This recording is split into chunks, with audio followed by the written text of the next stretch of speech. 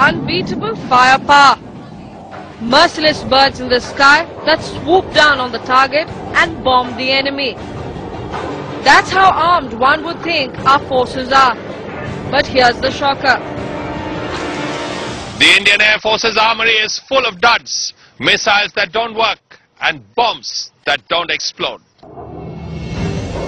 Specifically, the Harpy missile procured from Israel for a whopping 750 crores lies useless after it developed direction trouble. Next, the Popeye 2 missile that cost 350 crore rupees. An air-to-surface missile that never even passed the initial test since the wings were found faulty. The Sea Eagle, a subsonic anti-ship missile which cost close to 120 crores, is no longer usable as the components are not available. And anti-radiation missiles, some of which were procured from Russia, have malfunction seekers, parts that are used to seek out the target. Many foreign weapon systems tested in very pristine conditions just don't seem to be effective in India. And yet, there are indigenous weapon systems that have failed as well.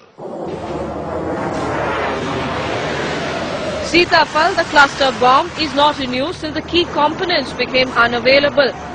And finally, the 450 kg high-speed... Whether it is for the Navy or for the Army and all. If it is beyond a shelf life, if it goes beyond its, planned shelf life, then there could be inaccuracies. An armory of junk and a nation to defend. Is anyone listening to our brave soldiers? Featuring Joy Chaudhary, New Delhi, Shruti Pandale, Times Now.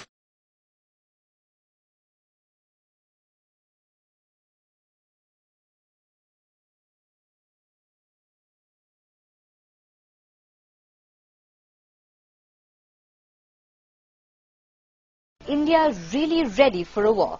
The Controller and Auditor General in his latest report paints a dismal picture. Half of India's submarine fleet is in disrepair and a grossly inadequate 30-year-old radar network leaves the country extremely vulnerable to enemy bombardment. Vishal Thapar has more. Is India ready for war? The Controller and Auditor General has grave doubts. His latest audit report on the armed forces comes up with two stunning disclosures. One, that more than half of India's submarines are not battle-worthy. And two, that its radars are too old and too few to provide any credible defense against an air attack. The report reveals that at any time, only 48% of Indian Navy's aging submarines are available for waging war should India be attacked. The rest are in repair and refit. Age is such an issue that 50% of the submarines are in the last stages of their prescribed life. 63% of the fleet would be ready for phase out by 2012. Also, the numbers of these old submarines are way below approved force levels. India's fleet of an estimated 16 submarines is just 67% of numbers approved 23 years ago. The bad news doesn't end there.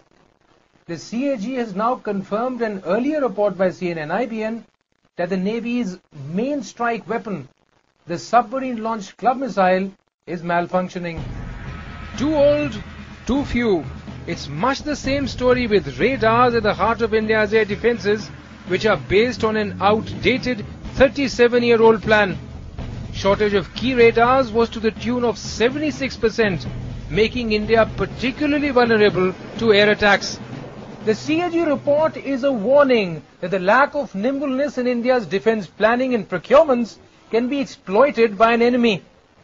It is also an indictment of the lack of hygiene and common sense in India's defense acquisition process. In New Delhi, Vishal Thapar.